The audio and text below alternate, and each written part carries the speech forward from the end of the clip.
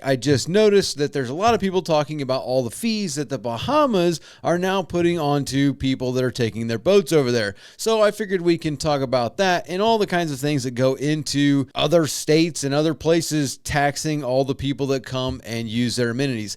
I live in Florida, and it's very common for us. We make a ton of money off of tourism and tourists, so it just seems like a really good topic that a lot of people want to talk about. Now, we want to thank you guys for being a part of this.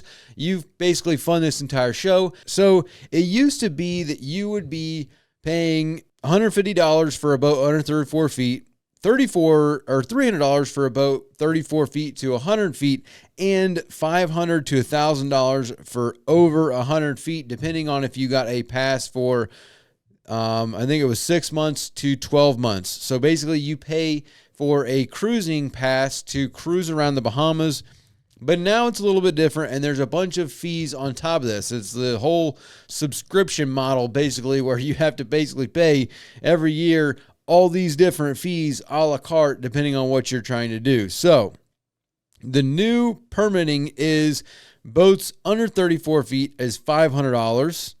Boats 34 to 100 feet is $1,000. And over 100 feet is $3,000, which for 12 months to be able to go in and out of the Bahamas, I think that they cap it at like you get to come in 2 times in a 30-day period, which that kind of is a little weird to me that you would have that clause in there, because a lot of people will live in Florida, take their boat over for the weekend, hang out for the weekend on the islands, and then come back on Sunday or whatever.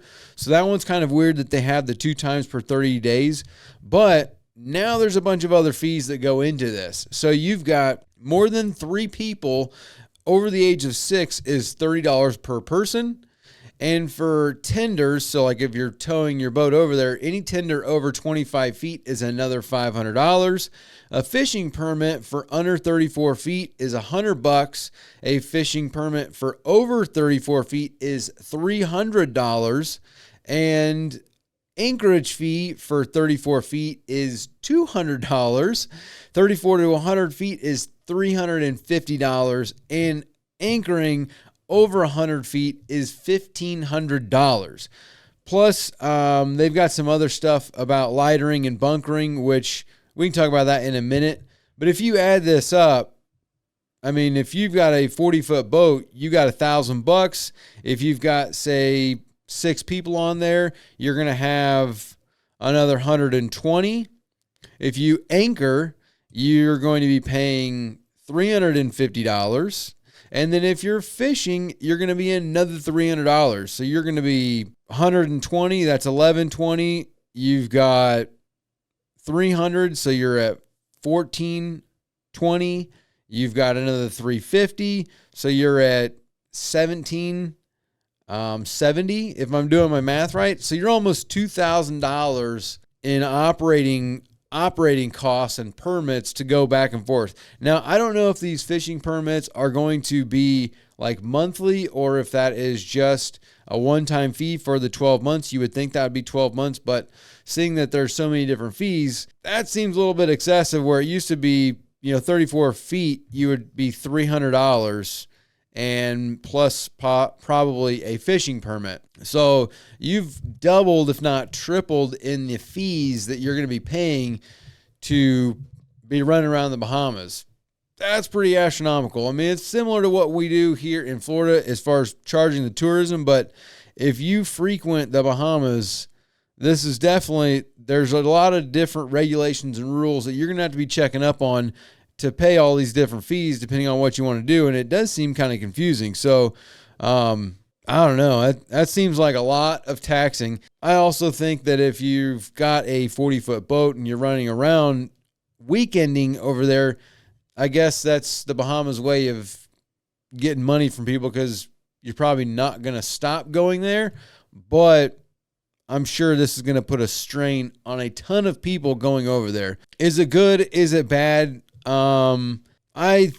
I don't know. I mean, how do I think it'll affect boating in general? It'll probably going to make a lot of people kind of figure out, well, we're only going to go to the Bahamas for like a month. We're not going to do a 4-month trip. We're not going to do a 6-month trip. We're probably only going to go for a month or two. I think it might affect the actual Bohemians a little bit more because it'll probably cause people to not go for as long as they normally would, or it might have no effect at all where Bahamas is just going to take more money. Honestly, I think it might be worse for the people that live in the Bahamas because you would think that people would be not wanting to spend as much money because they're paying all these fees. And then on the lightering and bunkering thing, that one's a different one where it's 6 cents per gallon to lighter and bunker, which those of you that don't know what lightering and bunkering is, it doesn't seem like it would be this big of a deal. But so cargo ships, basically, whenever they go into ports, sometimes they will unload fuel or other stuff in order to lighten the load.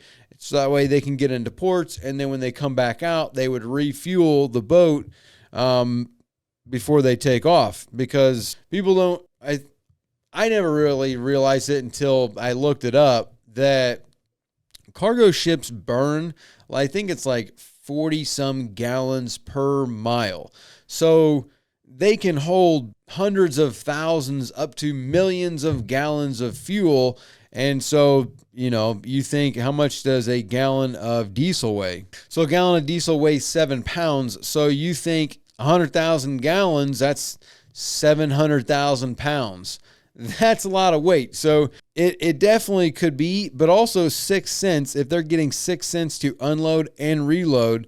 So if you're paying 0.06 and you unload, let's say 100,000 gallons, that's $6,000 right there to unload it, and then $6,000 to reload it. So that's $12,000 for lightering and bunkering the fuel of the cargo, which you would think would make the stuff that's getting brought into the islands go up. So that might have a negative effect on the actual economy there, but it's a whole different crazy thing, which when you think about it in general, burning 40, what is the actual number? It's 42 gallons, so 1 barrel. So a large cargo ship burns roughly 1 barrel, which is 42 gallons of fuel per nautical mile. So this is equivalent to about 150 to 250 tons of fuel per day for a large container ship, depending on factors like size, speed, according to LogiWorld. So pretty wild. With speed, fuel consumption is highly variable, with speed being a major factor and can range from 80,000 to 200,000 gallons per day for a large container ship. So that's a lot of fuel. But, how much will they lighter? I don't know. Is it 100,000 gallons? Is it 200,000 gallons? You could be talking $6,000, $12,000, $20,000 taking the fuel off of the ship, and then $20,000 putting the fuel back on the ship. So, they might make $40,000 on one cargo container. So, definitely an interesting clause there with the lightering and bunkering. But other than that, we'll see how it affects. It probably won't have as much of an effect as a lot of people think, because though it is terrible for tourism and the price of, especially those that are like, say, if you're sailing and you sail over there, obviously cost is a big factor. If you're going to dump an extra $2,000 on your Bahamas trip, that's a lot of money. So just in fees for fishing and for anchoring and whatnot, $2,000, say, for a 3,000 or 3-month trip, that's $700-800 a month. It's a good chunk of money. But let's get into some comments. John Giel, my Suzuki 300 has approximately 250 hours, makes oil if I troll or drive in low RPMs too often. For example, all summer I'll drive to fishing spots, higher RPM, and drift all day, no issues. Every fall, driving slower, chasing stripers, I make oil. Piston ring issue, warranty expires in September, so gotta address issue, even though they'll blame break-in. I bought boat, engine had 100 hours. My mechanic says replace power head. No, thank you. Maybe better off buying trolling motor. Thoughts? Thank you. And then also Flatlander Gear says drive it more, get the engine hotter more often for longer periods of time. Yamahas will have the same issue problem for same reasons. I mean, it realistically, I would say run ring free and then just run more wide open throttle on the way in. So a lot of people basically eliminate the issue to a point. You're never going to, I mean, it's just the functionality of an engine that makes oil when you cruise like that. Everybody blames the break-in, but blow-by is blow-by, and there's not much you can do about it. So if you don't get the engine hot, that's just what it's going to do. So for that, during the fall, in the cold water and in the low trolling speeds, try and run a ring free, and then on the way back in, try and run a higher RPM to burn as much of that off as possible. Getting warranty on something like that, I don't know if people are warranting that. So, I know the mechanic, your mechanic, if the mechanic's going to give you a new power head under warranty, I mean, I'd probably take the power head, but 250 hours is not a lot of time. That engine it barely broke in. So making oil, run ring free, higher RPM, get the engine up. I mean, there's not much you can do outside of that. That's Life says, after 50 years of boating and owning many different sizes, models, and manufacturers in saltwater and freshwater, mostly salt, Yamaha by far is my first choice, then Suzuki, and last on my list would be Mercury. I have scars from OMC, sold my last boat last year due to health. If I want to go boating now, it's rent a boat or charter. The cost of new 150 Yamaha now costs more than my first house. Edit, I forgot Honda didn't own any my whole life because they were too expensive. I mean, 50 years ago, I guess the first house for sure. 50 years ago, the cost of your house is going to be about as much of a brand new engine today in 2025. But that's similar to a lot of people's lists. Once you've had a ton of different engines, Yamaha, Suzuki, and then last is Mercury, scars from OMC. That's a very typical list. I don't really have any thoughts on this one. I didn't think Hondas were that expensive. I think they're pretty in line with everybody else, but I don't have much on that one. Avocado Duvi, what kind of pump are you using? I tried 1 horsepower from Amazon and didn't create enough pressure to flush my 75 horsepower Merc through the flushing port. So whenever you're looking at pumps to do stuff like Ridlime, which is like a cooling treatment where you run a solution, it's called Ridlime, through the engine. It cleans all your cooling passages, breaks down rust, salt, corrosion, lime, all that kind of stuff.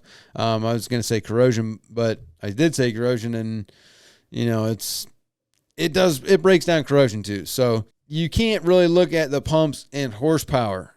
You look at gallons per minute.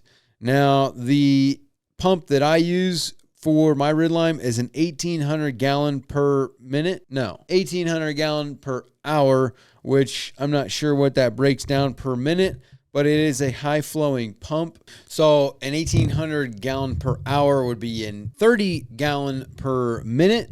So that's what you want to look at. And that's the same for your bilge pumps. I mean, bilge pumps, whether it's an 800 gallon per hour or a 2,000 gallon per hour bilge pump, that's kind of what you want to look at. You don't really want to look at the horsepower of the pump. I mean, I'm not even sure how you got a horsepower from it, because the conversion there, I don't even know how you do that conversion. That gets into the electric versus gasoline on the pump, or anything for that matter, because electric motors don't really create horsepower per se. They create a different calculation for their power, which for this, so I have no idea what the gallons per minute you're pumping, but if it ain't even pumping through a 75 horsepower, that's a very weak pump. Zachary Peters says, if you have rust on some metals, is there a high heat spray to get rid or cover the rust? / wire brush rust off and some sort of black paint? Yeah, rust, especially surface rust, I don't know if there's a high heat spray that can, cover it. You got to grind it off. Like, you have to get the rust off before you put anything on it, especially painting something or doing anything with metal. Like, once you have corrosion, pitting, or rust, anything like that, you have to get that off before you can coat it with anything, regardless of what you coat it with, because when you think about what you're doing when you coat something, whether it's epoxy, you're painting, you're gel coating, you're doing powder coating, doesn't matter. It's a coating that's going over the metal. So if you have surface rust or you have corrosion or you have salt or anything on the metal, that think of it as a form of oxygen or air. So when you coat it, that rust, that salt, that corrosion, that oxygen is now going to create a bubble underneath the coating that you just put on the metal. And now you're going to have a bubble. It's going to crack. It's going to cut. It's going to look bad, and it's going to start to chip off. So no, there's nothing that you can really put on there.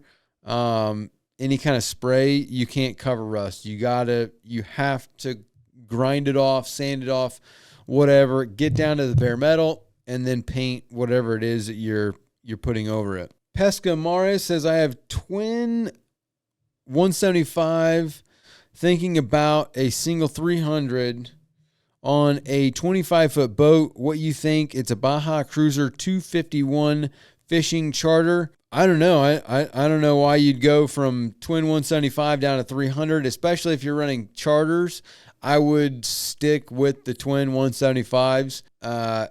I mean, I get why you want to go to the single. It's going to be cheaper. It's going to be less maintenance, but you're going to lose 50 horsepower and you're doing fishing charters. So if you're doing fishing charters on a 25-foot boat, you are going to have a lot of variables in the amount of people and the weight of the people that you're taking out. So, I mean, if you got a charter of 4 people that weigh 150, 175 a piece, you got no problems.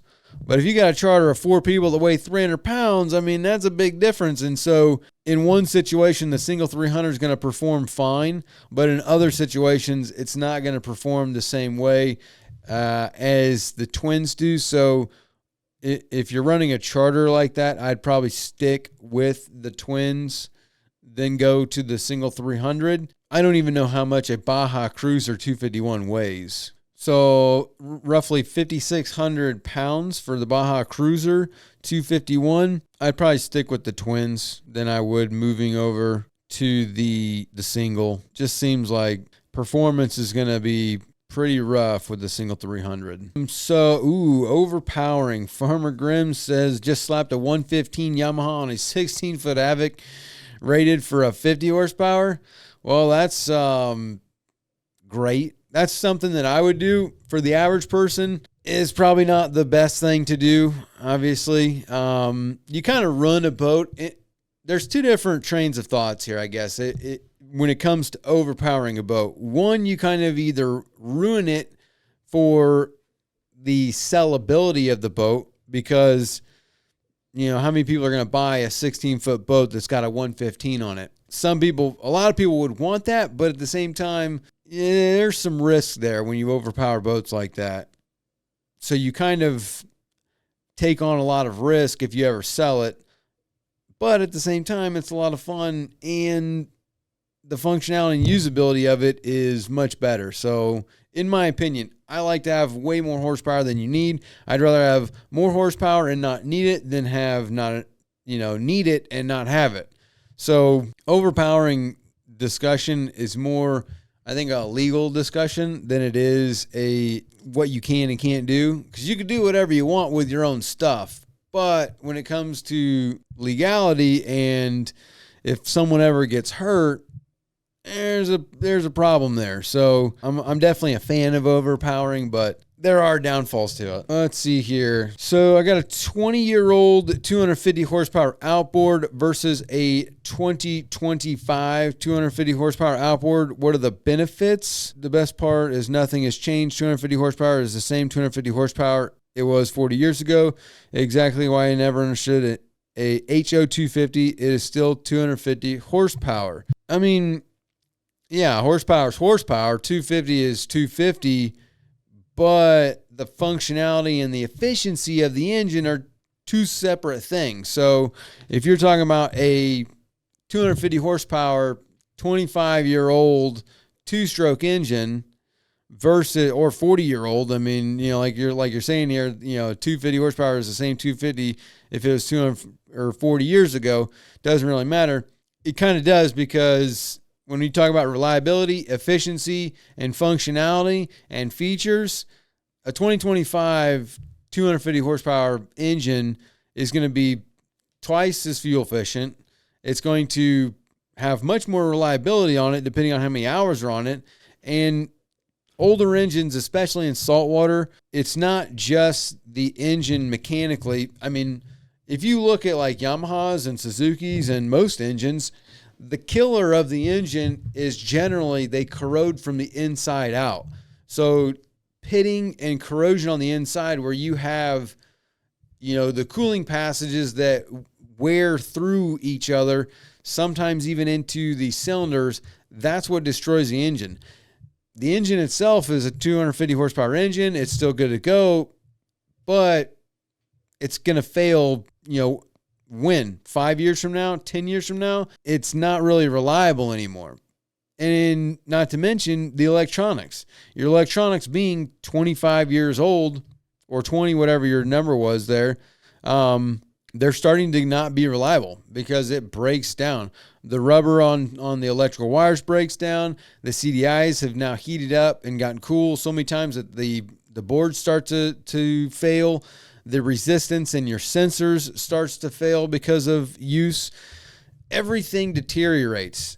And now a 2025 250 horsepower is going to have a lot more features on it and give you a lot more, as what you can see is what's going on with the engine, as far as just in general, everything on the engine. You can now basically see everything that's happening with that engine and your fuel efficiency and the efficiency of the engine. The weight is way down compared to, like, if you do 4 strokes, a 20-year-old 250 4-stroke compared to a 2025 250 4-stroke.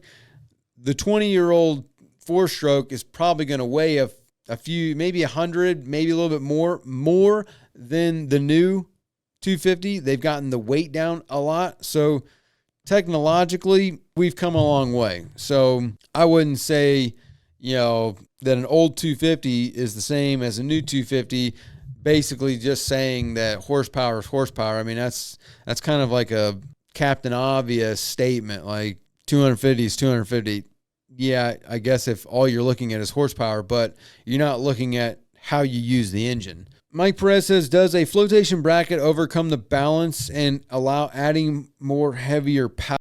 It does to a point, but it really depends on the boat itself. The weight of the boat, the weight of the engine, and the length of the boat. Because the shorter the boat, I mean, a flotation bracket is a lot of weight. You're adding 300 pounds with that bracket. Does the flotation counteract that? It does to a point, but it's going to counteract it differently on an 18-foot boat than it is on a 23-foot boat, because that extra 5 feet on the front of it helps counteract the weight of the bracket plus the engine, because you've got the back, here's the back of the boat, you got the bracket now sticks out to here, so now your engine is this much farther. So if you've got 2 feet on the bracket and another 2 feet on your engine, you've added 4 feet off the back of that boat, where an 18-foot boat generally was designed to have the pivot point being the middle of the boat between the weight of the engine being on the back of the transom and how the boat and the console and the fuel tank and all that is set up. You've kind of changed that by adding 4 feet onto the back of the boat, moving the engine 2 feet back, and adding 300 pounds. So depending on the length of the boat, it does change. So the flotation overcome the balance and allowing heavier and more power, yes, on longer boats, but no on shorter boats. Because if you have let's say a 18-foot boat and the engine's on the transom, 2-stroke, let's say it's a 150 2-stroke that weighs 400 pounds, and you add a 250-pound bracket, and then you add a 500-pound 150 4-stroke, you've now added 250 plus, I think, The 4-stroke's probably 100 pounds more. So you've added 350 pounds plus that 4 feet. It's going to completely change the way that 18-foot boat rides. Take that on the 23-footer, you probably won't tell much of a difference adding the 350 pounds than you do the 18. So, well, and especially going up in power. So if you go up from a 150 to a 200, that weight is probably going to come in and play a factor there. Kobe says Yamaha is easier to work on versus Mercury. Some of the older Yamahas were not easy to work on. The 3.3s were not the easiest engine to work on. An L6 Mercury Rado, super easy to work on. Some of the new Yamahas, super easy to work on. Some of the new Mercuries, the V6, V8, not nearly as easy to work on. So, depends on generation, depends on year, depends on model. And also depends on what you know. Like, to some people, they know Yamahas like the back of their hand. To other people, they know Mercury's like the back of their hand. So if you take somebody that works on a ton of Mercuries, then it's going to be easier for them to work on the Mercury than it is vice versa, the person that does the Yamahas. So, I think experience is going to play a big factor on there. And then also like experience as far as professional experience. Because if you work at like a marina, like you're an actual mechanic, the more if you work in a shop, you're going to see a lot more of stuff. If you work in a Yamaha shop, you're going to see a bunch of broken Yamahas, and you're going to figure out all the problems with the Yamahas. You work in a Mercury shop, you're going to see a bunch of broken Mercuries, and you're going to see all the problems with the Mercuries. So you kind of learn the systems and the problems based on the models, based on the shop that you're in. So then your experience is going to be a lot easier for you to work on that kind of stuff. So I would say that there is definitely a component of experience on what's actually easier to work on versus, brand versus brand. I don't think you can really do brand versus brand.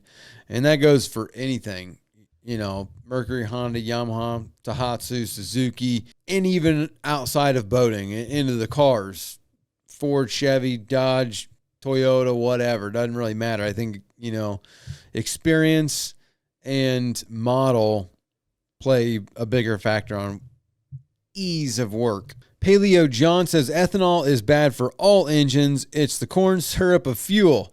Byproducts of the corn lobby monopoly on agricultural industry that makes it a super cheap additive required by government on road, not boats or off road, which is actually kind of unfortunate because there's a ton of places where you cannot get non-ethanol fuel, which is crazy. But, it really plays a problem too on older engines. If you got older stuff, especially carbureted stuff that's made to run, it's designed and made to run on a specific fuel, being like a non-ethanol, 90 octane, whatever.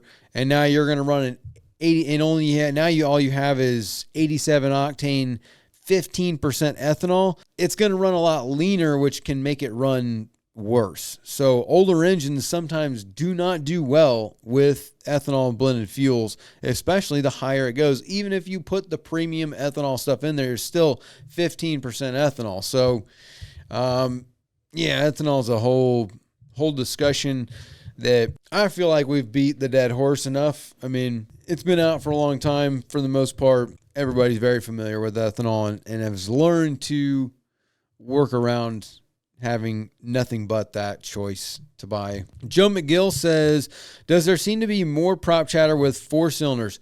Yes, 100%. It's not only prop chatter. It's not really prop chatter, though, on an inline 4-cylinder because the inline 4-cylinder is just straight up the most unbalanced engine there is. It has a balancer on it, but it's just mechanically unbalanced as an engine. Being an inline 4-cylinder, it's just very unbalanced. And so whenever you put a stainless steel prop, which is a heavier prop, at low RPMs, you're going to get that prop chatter and more vibration because of the mechanically imbalance of the engine and the heavier stainless steel propeller. So that's why they've got, SDS hubs or shift dampening system hubs. I think it's SDS. I can't remember. But everybody's got their own like silencing hub that has rubber in it that helps to remove or take and absorb the vibration and the lag of the prop in the lower unit. So, but yeah, 4 cylinders in general, just the way it is with the piston coming up when it fires and the other pistons where they're at in location and how unbalanced it is on the crank. So like whenever you think of an engine, it has the same cycles. You have your intake, your compression, your spark, which creates your power stroke, and then your exhaust stroke. So on a crankshaft that has, say, 1, 2, 3, 4 cylinders, that power stroke and the other power strokes of the others, and when they're creating power, it creates force on that crank that you can't balance out because there's only 4 cylinders. Like if you take a 6-cylinder, an inline 6, there's 1, 2, 3, 4, 5, 6. You can have the power strokes on 2 cylinders going at the same time, which completely balances out the crank. So here's your crank, and you've got these 2 cylinders on a power stroke pushing down. It absorbs flatly on that crank, opposed to something where this one's on a power stroke and this one's on exhaust. It's, you're pushing power on the crank, which can, it creates a vibration. I mean, it's just mechanically imbalanced. So 4 cylinders are the worst. Age versus hours. Hayden says, so theoretically, if I found a boat that's got 10 hours and been sitting for 4 years, that's not good. Not me this time says, I'd rather have a 4-year-old boat with 100 hours than a 4-year-old boat with 10 hours. Hayden says, bought new off the lot and has sat for 4 years in a barn. I mean, the variables that you have there depend typically on everything. One thing, something sitting is not good for it, especially if it was used and then just stuck away and did not get anything lubed. That's not really good for anything, but anything sitting is not good. Though, if you take a brand new boat that was sitting in a barn for 4 years that has 10 hours on it, that's a good deal. Like all day, that's a good deal. Like, so that situation, that's good, because as soon as you start using it, I mean, everything's basically still brand new and it was kept inside in a barn. So it's protected. Something that is 4 years old with 10 hours that's been sitting outside in, say, the South Florida sun, that's going to be a little bit different because you've got the sun and the UVs just deteriorating the components that are on that. The rubbers are getting hot. They're dry rotting. Like, it's just not good. Things are going to be rusting. Something that was kept in a barn, it's going to be in way better shape. So the variables that you have said is fine.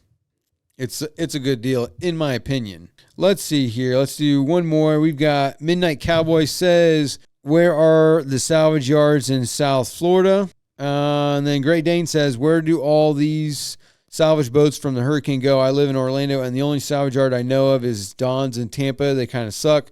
So there's very few salvage yards in Florida that I know of.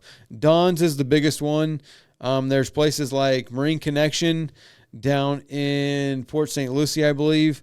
There's really minimal salvage yards in South Florida. It's considered junkyards, I guess you'd say. Whereas the salvage yards where hurricane boats go, that is more like auction yards. So that's where Copart and others, I think Miami's got one. There's a few different other ones, SA Auction, something like that. There's a couple of different auctions, but that gets into having dealers and memberships and stuff like that. So I don't know of a lot of them in South Florida. Most of them, the auctions are mainly done online, and the salvage yards, as far as junkyards, there aren't as many as you would think there would be in South Florida. A lot of them are go-to storage facilities or marinas, and then they just sit there. So totally local.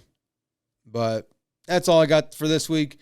We'll see you guys next week. Hey there, sorry to take you away from the video, but real quick, did you know that on average a boat owner will spend between $1,000 and $5,000 a year just on servicing their engine? And you could actually pocket and save a lot of that money if you would just do the service yourself. It might seem like a daunting task, but I guarantee you virtually everyone can do it with our guidance and the Boaters program. This is just one skill that you could learn inside the program because we have hundreds of other videos teaching you all kinds of boating skills, as well as a weekly live stream where we have questions and answers with me, as well as a chat feature where you can send videos and pictures, ask all kinds of questions, or look for some advice or some guidance on a project that you're doing on your boat. You can join the program by hitting the first link in the description, clicking join, or visiting bornagainboating.com. Now back to the video.